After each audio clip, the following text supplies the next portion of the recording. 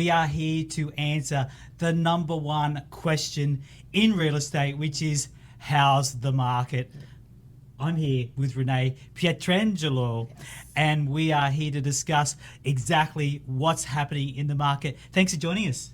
Oh, my pleasure. 100% my pleasure. If we were going to give the market right now a weather forecast, how would you forecast market conditions over the next 6 to 12 months? I mean, it's kind of like it was today. It started off really cloudy. Now the sun's out and it's warm. And then tonight it's going to be freezing cold, so bring your jacket. It's like so all, right? Yeah. It really is. It's all over the place. You know, I really think to get a good perspective on the market in general, you have to know what you're doing. Are you buying? Are you selling? What does that price point look like? And then we look at from there, because there's so much variety in Los Angeles. It's nuts, right? Even just right outside here. I mean, you could probably get a starter condo for $800,000, and then up in the hills, right over there in Doheny Estates, $26 million. I think I saw one a mile away for like $70 million a couple weeks. Did you see that one? Yeah. It was really wild, huh? So yeah, I mean, it just depends like what you're doing. And I know it's not a specific answer, but there's too much variety for me to say like this is exactly how things are. I think in particular, like we spoke about, real estate in general has been going through a recession for the last couple of years. So it's been tough for agents, tough for those of us working in the industry. A lot, the loan officers, title reps, escrow people, everyone's been kind of slow. And then you have like ebbs and flows, like, oh, the interest rates dropped by 0.25%, and a bunch of people jump on stuff, and then everyone backs off again. And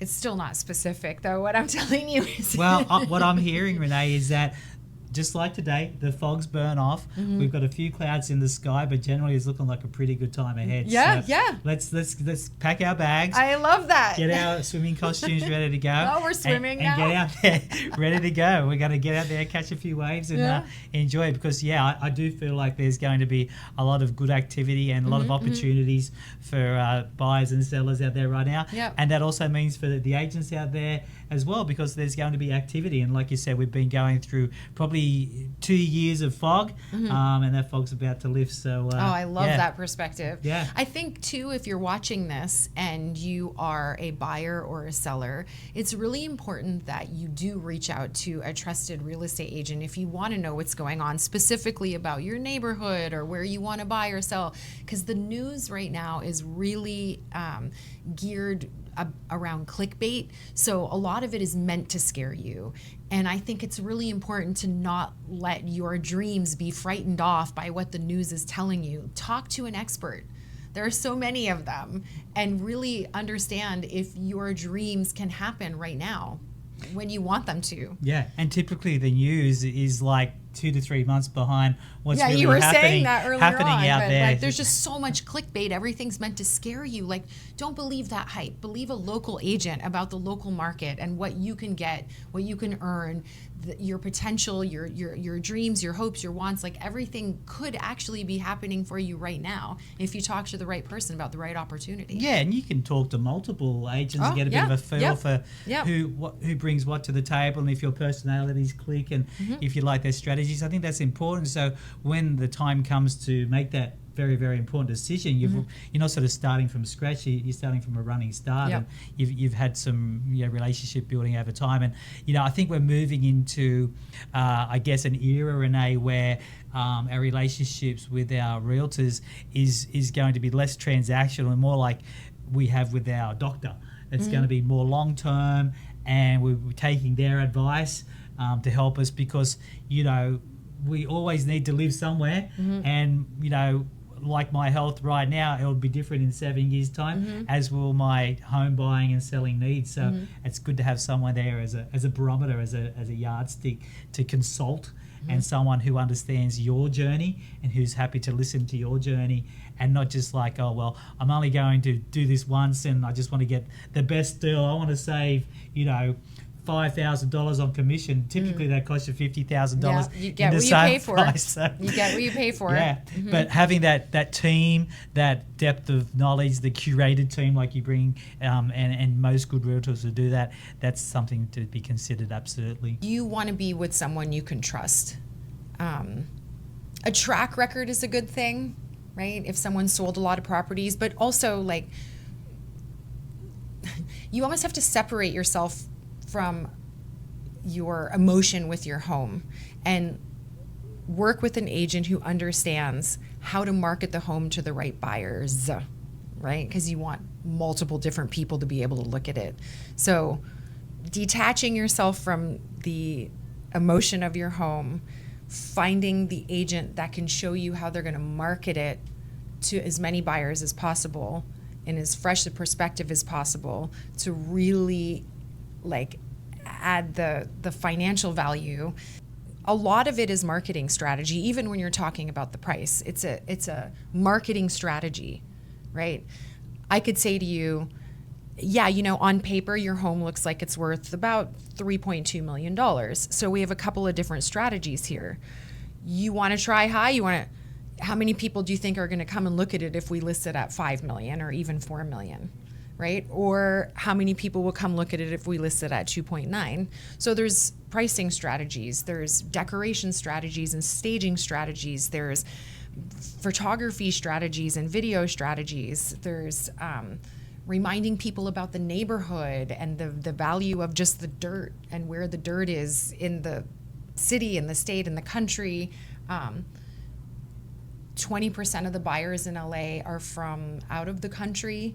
So how can you, do you have an agent that's looking also at the international markets to bring those eyes in?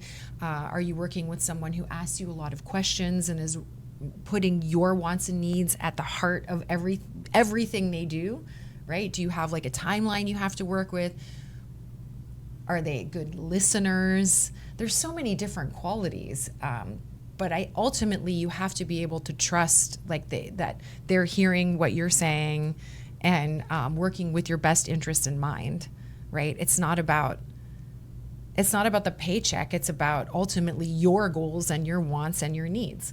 So we're seeing a situation here, Renee, where real estate is becoming less transactional, which is weird to say because real estate is transactional. It's transaction after transaction. By its nature, but from a selling perspective, because of all the changes, because of what's required to make your property stand out, we're getting to a situation where sellers need to have a deeper relationship with their agents, a longer relationship, one that's less, one-off, less transactional way, something that's a little bit deeper because there are so many things that you need to negotiate. And selling a home, it's in most cases your biggest asset, and you need to have someone that's there for you and understands your situation.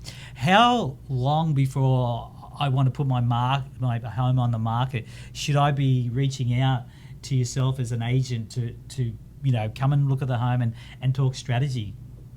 I wouldn't go too far ahead of time because then the strategies are going to change so much by the time you put your house on the market. Your expectations might be really outdated, and then all of a sudden 8 months passes by and we're in another world.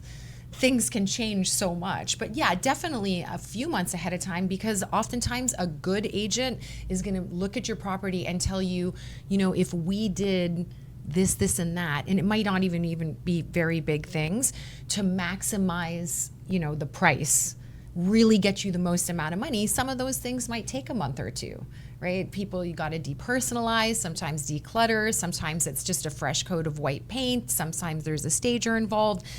There's so many different ways to look at a particular property and really see what it needs and what could take it to the next level. And sometimes there's nothing at all, depending on who that buyer is going to be. So I would give it at least 4 months, half a year to, right? 4 to 6 months before you're going to go. Yeah. And I think, when people are thinking of selling, typically it's maybe even a year, 18 months, sometimes 2 years, you start getting that itch. Certain things, you're either looking to upsize, grow the family, or downsize, you're sick of the stairs, those sort of things. And I think what I'm hearing is that the strategy from your selling agent can't just be cookie cutter. It has to be appropriate for what's happening in the market at that time. The market ebbs and flows, and so does every house, every neighborhood. They're so unique and so different, and neighborhood changes can happen very, very quickly as well. Like, you hear about the big things that happen, but then sometimes, like, within a couple months, all of a sudden, wow, it's like the hottest neighborhood, and your place just went from, we're gonna get like a good thing happening for you to like flying off the market and multiple offers. It's so ebby and flowy, like we're discussing, right? Yeah, and so the ability as a seller to be agile, to already have that relationship with their agent that they're trusting, and the agent understands the strategy. But sometimes if a home down the street sells for a really hot price, and we know there's leftover buyers and people who want to move into the area, we may have to move our timeline forward a little bit to take advantage of that. But then we can work around the timeline with maybe longer settlements and those sort of things. So, like a lease back or so having those I guess options, and those options to suggest to you as a seller from your agent is important to help you maximize your sale price but still keep you in line with the timeline for the sale. And I think that there's a lot of agents that don't bring that to the seller's attention. And then also too, like a really good listing agent might suggest that just to set your own expectations, you do a little bit of investigating up front. So, if I show up to one of my sellers' homes and I see a lot of trees on the property, a lot of trees in the front yard, I'm going to ask them when's the last time they looked at their sewer line. And if they might suggest, if they might pay for a sewer line inspector to come over to see what the health is, if because those buyers are going to come in and want to see the attachment to the city, right? You see a lot of trees, you're thinking of the roots, that sewer line could be a really expensive fix. Like, probably a good idea to go in and see what's going on. And it could be nothing, which is great news, or it could be, now I know that the buyers are probably going to ask me for a lot of money for this, and I'm not going to get shocked with it during escrow, right? So there's things like that too that a really good agent would look out for, just to kind of help you out, right? So that you're not shocked during the process. Yeah, that's a great suggestion, because with so much liability, so much at stake with disclosures, etc., having a selling agent that is very mindful of that. There's no shocks during the escrow period, is there? Well, I mean, that's hard to say, because there's so many different people too during an escrow that I've sold so many homes in 13 years, and I've mentored hundreds of agents, and I've deal doctored, and I've seen thousands of escrows, and they're so different every single time. So I think even if you do everything possible to prepare you and your seller for what ultimately should be a shock-free transaction, there's still going to be something. There's so many chefs too, right? All the different people involved, and you just never know. So let's pull back the curtain a little bit more on the escrow process, because for yourself, with 13 years experience in real estate, but you mentor a team of 200, so your level of experience is far wider than the regular agent, because you're having contact with so many deals on a daily basis. You're there to put the fires out, as you mentioned. You're also there to be shoulder to shoulder with your agents that are working for you. What are some of the things that you bring to the table, not only for your sellers during the escrow process, buyers, but also for the agents that work for you? Well, I'm just thinking of particular situations recently where it's really tough when you're in a transaction, you're going to get paid a lot of money, and you want to do the right thing for everybody involved. And sometimes things get to a point where everybody just starts freaking out, and people want to throw money at things, or they want to come up with quick solutions, and the pressure can seem overwhelming. And I think it's really good for people to reach out to me at that time, because I don't have that kind of pressure in that situation. So I can say, let's take a deep breath. and let's think about the ways that you can actually relax in this situation. Let's look at the timeline. The contingencies aren't due removed for 3 days. That's a lot of time. Let's look at the strategy. Let's get creative. Let's talk about what people are thinking. And I've helped people really save a lot of time and a lot of money and a lot of tears. It doesn't always work out the way everybody wants it to, but you don't always have to give away the baby with the bathwater. And I think when people are under a lot of pressure and they forget to reach out to their leadership or to whoever is available to them to help them just kind of breathe through it and look at it from a different perspective, they could miss out on just like tiny little things that could help everybody win. And, like Chris Voss, the FBI negotiator, he has that book, Never Split the Difference. Yeah.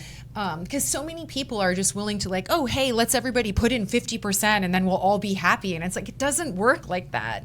You have to get creative. Sometimes you have to bring in that other person to stop and think about things from a different perspective. But I love deal doctoring.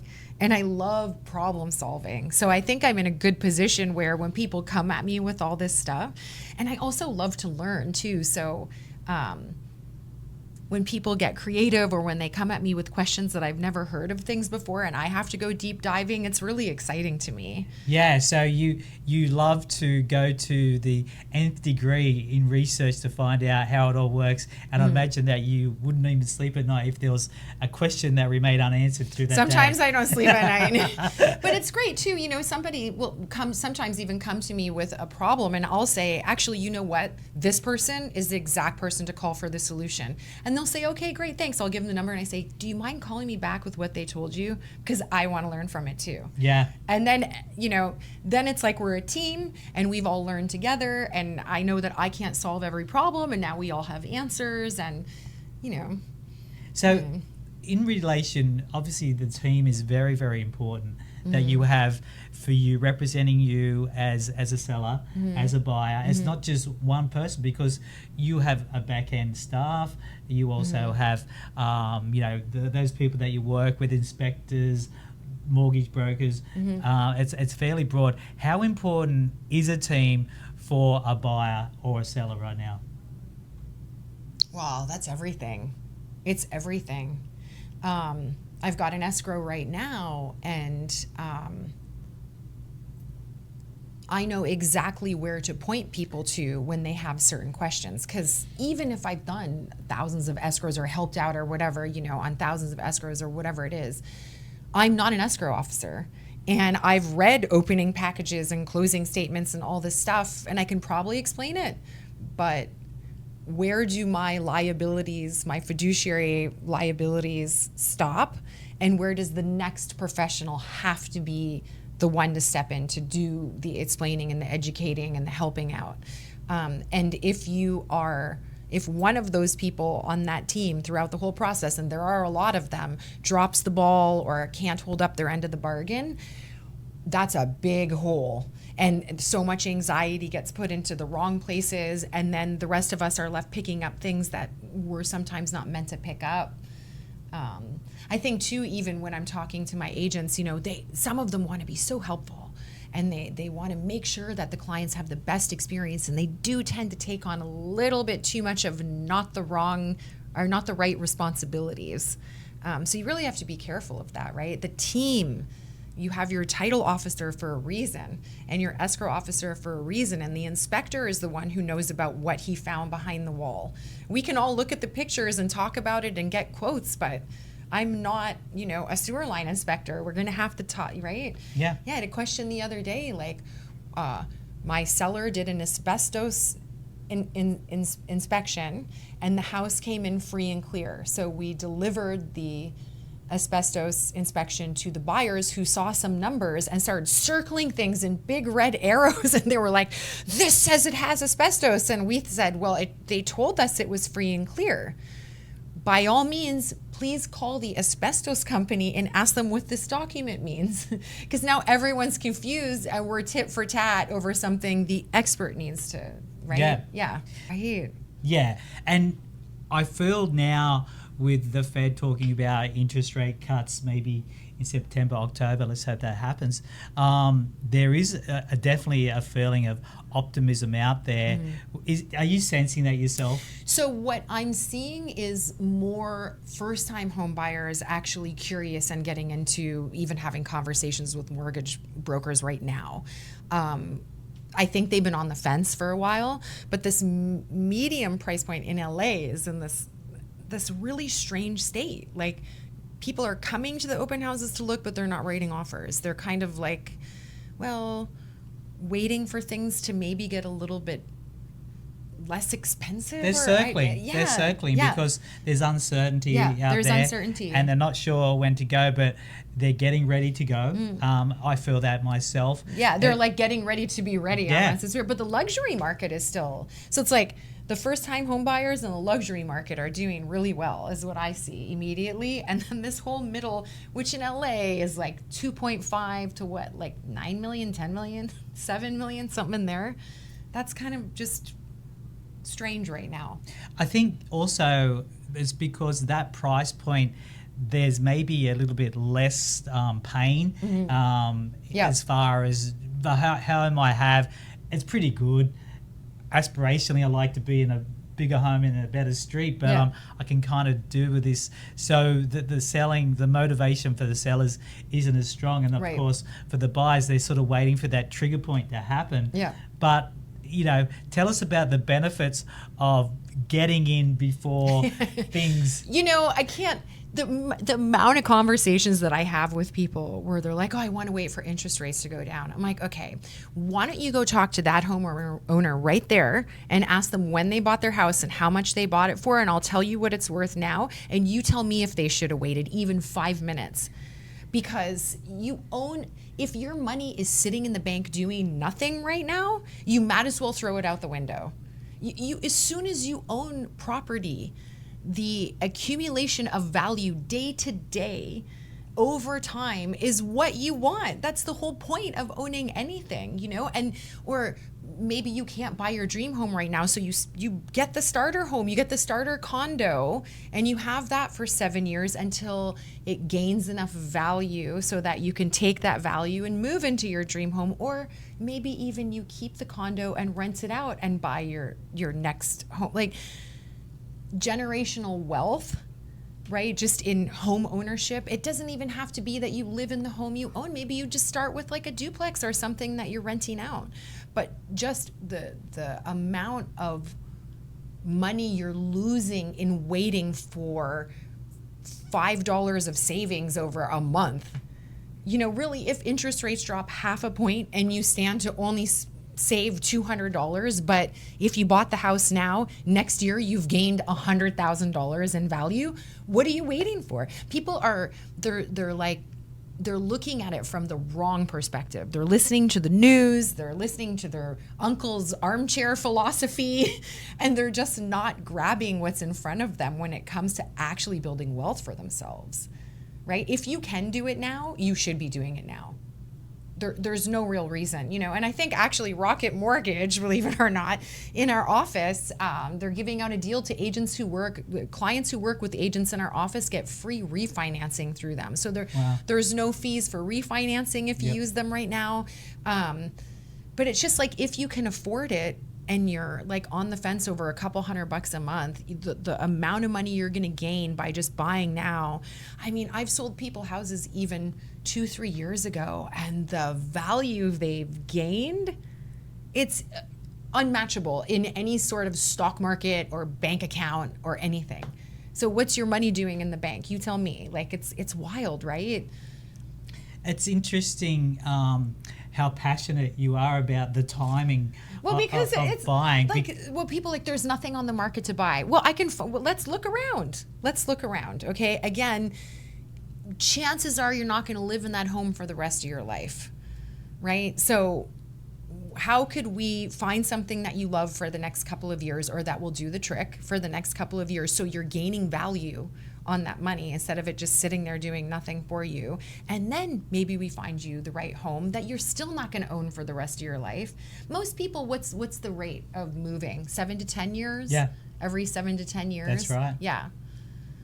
So it's not like this permanent thing. Yeah, and most people, anecdotally, and I'd love to dig up some statistics on this as well, like they go to buy their forever home, but very rarely is it the forever home. I mean, there's so many life changes that happen, right? You get married, you get divorced, you have kids, they move out, your elderly parents are moving in. The situation I'm in right now, my seller didn't even want to sell her house, but her mom is on the East Coast and now needs to move in with her, and the mom can't do stairs. So she had to sell the home with stairs and get into something without stairs. Which was unforeseeable. Completely unexpected. She absolutely loves the house and did not want to move. Yeah. So we're seeing a situation where we know the market is going to pick up and get quite animated, I feel, because there's been so much pent up, I guess, procrastination. Yeah, that's a great way to put it, pent up procrastination. And it's like we're finally going to do it. And there just needs to be some trigger events, but we know they're coming. We know there will be interest rate cuts. The Fed has already signaled that. We know that there's people that always have to buy and sell because of the things that you've just mentioned. So for a seller right now, thinking should I, the benefits for them is that once you've got your property on the market, when there's less competition because less people want to sell at the moment because they think it's not the best time, then you're selling in a situation where there's more competition. It's basic supply and demand, so you're going to naturally get less offers on your property because there's just more competition out there. But you're in a situation right now, by the time you put the property on the market, you go through the escrow process, we've settled, you're a cash buyer ready to buy when there'll be more properties on the market. So I know why you're so passionate about get out there now and do it, because the procrastination is costing you money, not the waiting and let's wait for the market conditions to improve. That's what will cost you money. I think people just have the wrong impression about what home ownership could be, because it's just, for a lot of people, it's just this ideal about my lifestyle. And of course you want it to match your lifestyle. But at the same time, if you also think about it, if you also think about it as a way to build wealth for yourself and for your family, like, you have to add that to the equation. You have to. Your money is doing nothing sitting in the bank, and you will find a lifestyle that you love, and it'll eventually grow into something even better if you start to really gain the value in the property right now. I mean, there's no way. Like, if you're waiting for interest rates to go down next year, the competition is going to be so fierce, you're going to overpay for the house. Absolutely. And home prices are still going up. And will that make you feel better about things?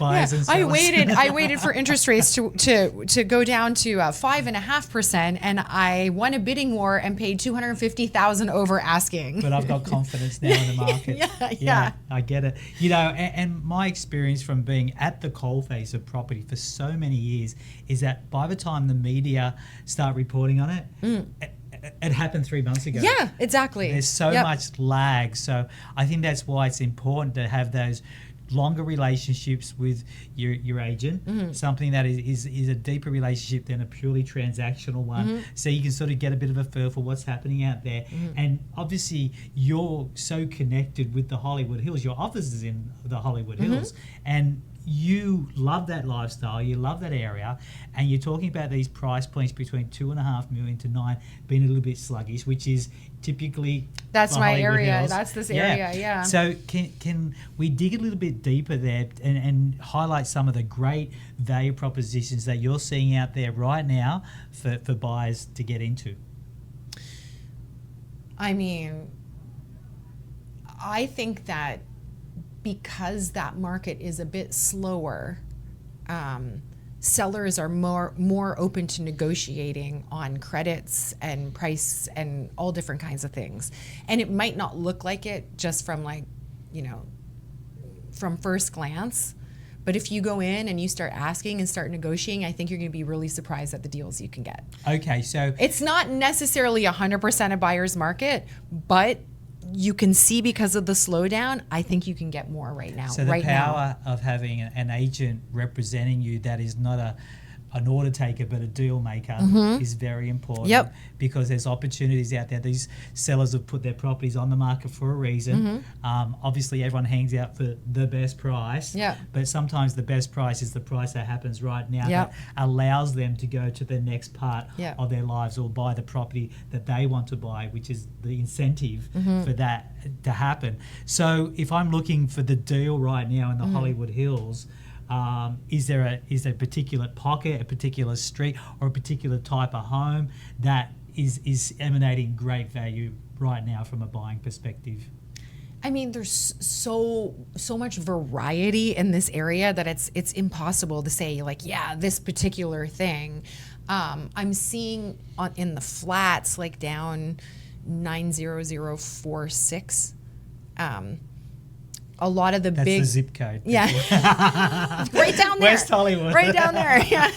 Well, 90069 is up here in the hills, and then down there, but 90046 is over that way. There. Yeah. And some of the big beautiful brand new homes and flips that investors have done, these big jewel box, I think they call them, those are sitting for a while longer. And I think when an investor has that much to lose because they're holding that home for so long, they're paying that high interest rate on the hard money, they've got all kinds of people waiting to get paid on the back end, contractors, whatnot, I think you're going to find a lot. I don't know what happened there. Our camera is overheating because the vibe right now here is electric. I love it. But I think you're going to find those people are willing to negotiate. I think some of them are holding like this stoic front where they don't really want to give away that they're willing to negotiate. But if you have an agent who like is going to go in and like write a nice strong offer to kind of bring them down a little bit, I think you'll find some deals in there. Yeah. Okay. So I guess be ambitious. Yep. From a price perspective. Look at those recent build homes where developers have outlaid, and developers make their money from selling the home. That's their income. So they need to have turnover. They're not like a typical seller where like I might sell this year or I might hold and sell in 7 years time. Yeah, and those investors, like we all just came out of this market from COVID where it was like my dead cat could sell homes, so they're like, they were used to hand over fist putting something on the market and getting multiple offers. Now they're waiting 3 months. It's a good time to come in and be like, hey, what about this offer? Yeah. Right? Yeah. So be ambitious with your price point, sort of extend yourself to looking at properties that may have been on the market for a while, recent builds where like they just need to get a deal done. Exactly. And then from a contingency perspective, make it easy for them. Make it like we can make this happen. Yep. And get the deal done, because timing is very, very important, isn't it? Yep. So Renee, it's been great to have you on our podcast. Oh, it's been so wonderful. This has been so much fun. You are so inspirational and just, you breathe joy into everything that you do. I've seen what I've seen so far. I mean, well, that's very kind of you. But your enthusiasm for what you love to do, which is to nurture sellers, nurture buyers, and nurture your staff, is inspirational. And I know it's just going to go from strength to strength. So yeah. So how do we get in contact with you? How do our audience connect? Yesterday I saw someone writing a phone number in the sky with a plane. Can try that. That was Renee flying around. How do people connect with us here? I mean, should I... Your Instagram, for example? Oh, yes. Yeah. So my Instagram is Renee on Real Estate. You can hit me up there. And RENEE. On Real Estate. I think that's also my YouTube station. There we go. We'll tag you. Thank you. Yeah. What else? How else do people connect They can ring me? the office. Yeah, they can call the office. Just Google Keller Williams Hollywood Hills. Sounds great. She'll be right here in this office. So, we've had a great time. Look forward to do it again. I'm sure a lot of people want you back. And thank you very much for tuning in. If you like what we're doing, subscribe to the channel. Yes. And who knows, you could be talking anytime soon to some great realtors on the podcast. So, there we go. Signing off. Bye.